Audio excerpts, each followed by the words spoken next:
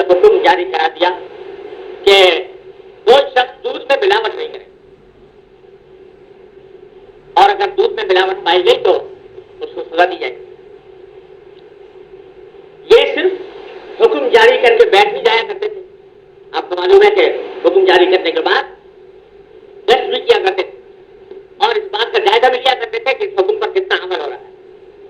تو ایک رات ٹیسٹ کرتے ہوئے گزرے ایک جگہ سے صبح کا چٹپٹے کا وقت تھا، تو ایک گھر سے دو ماں بیٹیوں کی بات کرنے کی آواز آ رہی۔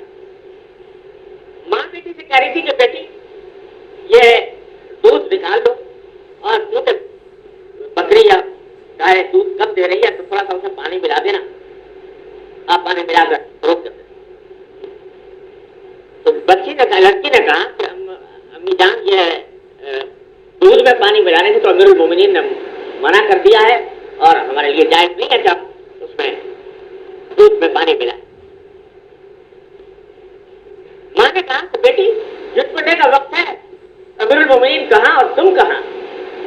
وہ کوئی دیکھ رہے ہیں تم کو یہاں بیٹھے ہوئے، تو اس وقت اگر ملاوٹ ہوگی تو کون خبر کرے گا امیر المومنین کو، کس طرح ان کو پتہ چلے گا؟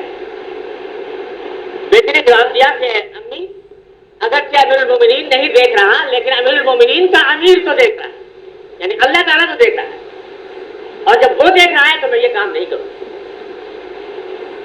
فاروق اعظم سب باتیں باہر سن رہے ہیں، گھر گئے، اگلے دن معلوم کیا کہ یہ کون خاتون ہے اور جو بیٹی کون ہے، اور پھر اس بیٹی سے اپنے صاحبزادے یا اپنے کسی عزیز کا، مجھے یاد نہیں کون سے عزیز کا، نکاح کا پیغام دیا، دونوں کی شادی ہوئی، اور یہی خاتون ہے جن کے نواسے ہیں عمر ابن عبدالعزیز رحمہ اللہ تعالی، جو پانچ خلیفہ راشد کہلاتے ہیں۔